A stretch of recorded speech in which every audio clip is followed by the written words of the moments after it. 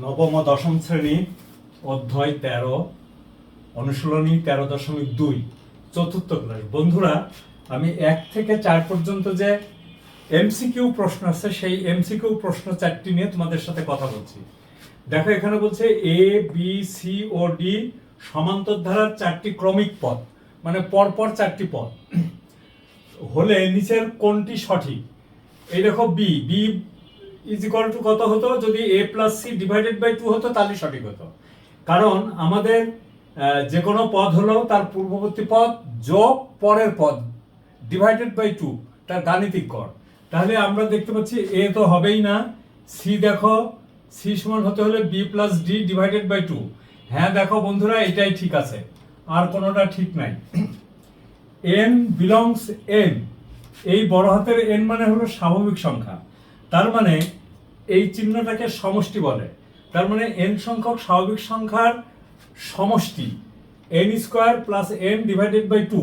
আসলে আমরা যে সূত্রটা পেয়েছি সেটা হলো n into n plus 1 divided by 2, ওইটাকে গুণ করলে এটাই আসে, যার ফলে এটা ঠিক আছে। আর বর্গের সমষ্টি হলো n into n plus 1 into 2n plus 1 divided by 2, কিন্তু এখানে আছে দেখে এন প্লাস 2, তাহলে এটা হবে না। আর ঘনের সমষ্টি হলো n into n plus 1 divided by 2 তার হোল স্কোয়ার, তাহলে এইটা দেখো, এটা ঠিক আছে। তাহলে হবে কত, 1 আর 3। দেখো বন্ধুরা, 1 আর 3 কোথায়, এই যে এখানে।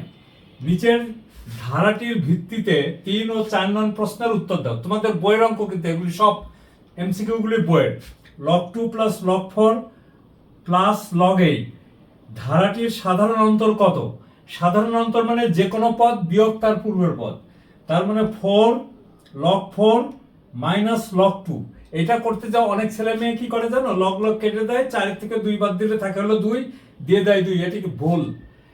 তাহলে এটা হবে কত, দেখো এই দেখো আমি এখানে লিখেছি এরকম, তার মানে হলো এই দেখো লগ যে কোনো পদ, এই দেখো বিয়োগ log 2, এখানে সহগ আছে 1, তাহলে হলো কত log 2।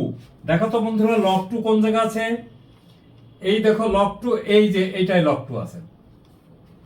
এরপরে দেখো ধারাটির সপ্তম পদ, সপ্তম পদ হলো a plus n minus 1 into D. দেখো a plus n minus 1 into D, a হলো log 2, n হলো 7, 1 মাইনাস ডি, ডি হলো log 2।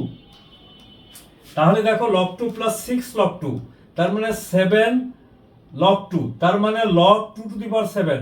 2 টু দি পাওয়ার 7 তো এখানে নাই, কিন্তু 2 টু দি পাওয়ার 7 এর পরিবর্তে কত হতে পারে, দেখো 2 টু দি পাওয়ার 7 পাওয়ার 7, দেখো কত 128। দেখো তো কোন জায়গায় 128 আছে, এইখানে 128 আছে।